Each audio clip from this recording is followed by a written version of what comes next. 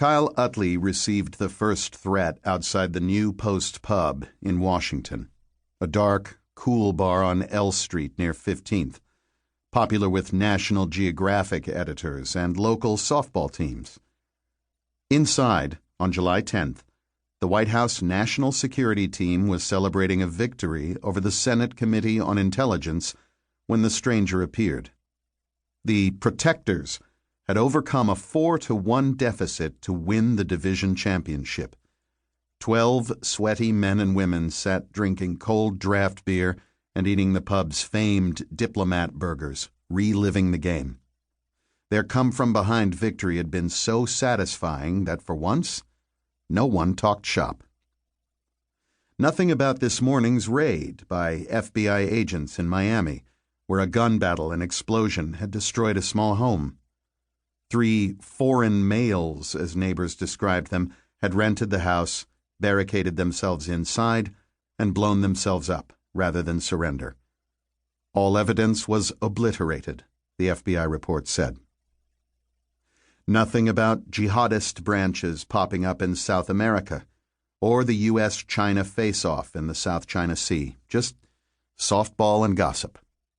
Until the cute Thai waitress bent over and told Deputy Assistant National Security Advisor Kyle Utley that a man needed to speak to him outside. "Tell him to come in." "He says it is too noisy in here." "Who is he?" Kyle asked, only half paying attention. "He says he has big news," the waitress said. Kyle left his cell phone on the table, mistake, and walked out of the bar. On humid L Street waited a trim, white, neatly bearded stranger wearing a wide-brimmed red Nats cap, blue tennis shirt, and Adidas. Utley, a former Army Ranger, noted the lower end of a Special Forces tattoo on the right bicep, a coiled snake on a knife hilt. Above that, but hidden beneath the sleeve, would be the skull, beret, and snakehead on the muscled arm. "Sorry to interrupt the party," the stranger said, not looking that way at all. "Nice home run in the 7th, by the way." "What do you want?" Kyle was irritated at the coy, I know things you don't attitude, and the fact that the guy had been watching him. He noted the southwestern twang, alert posture, and smile that did not reach the mud-colored eyes. The man's slim frame rose to wide shoulders. He radiated fitness. "Kyle, you have instant access to the President's security advisor.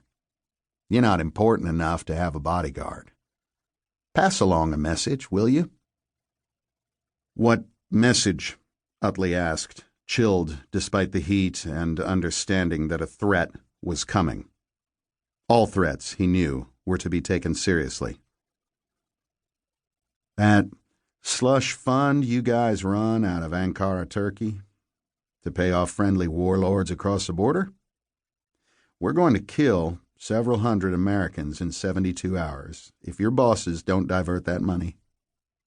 On this paper is a list of charities. $300 million is not a lot. Imagine if a few $100 million would have averted the World Trade Center attack. That costs trillions and the bill keeps rising. Pay, and everyone stays safe. Plus," he winked, "it all stays secret, with the convention coming up. Hey, the money's there already.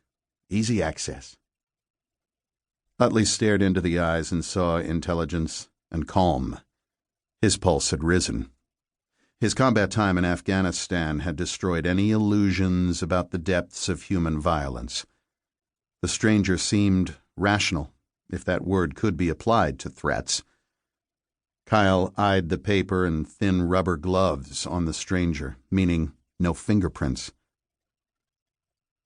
"You sound American," Utley said. "Then my language lessons were good." "If you have a gripe about something, let's talk." "We are." "What's the money for?" Kyle asked, trying to delay, thinking. 5'10", mid to late 20s, no visible scars, gap in the front teeth, 3 freckles on the right lower lip. He felt sweat on the back of his neck. The man said, "Consider the payments reparations for Tol-E-Chomri." What was that name again? Darkness had fallen. Kyle had never heard of Tol-E-Chomri. A lone Volkswagen Jetta cruised past. Two wilted-looking National Geographic writers, the only other people on the block, brushed past into the bar. Air conditioning blasted out into the 90-degree night. Kyle held out the paper. "These organizations are not charities. They're fronts for terrorists." The man smiled.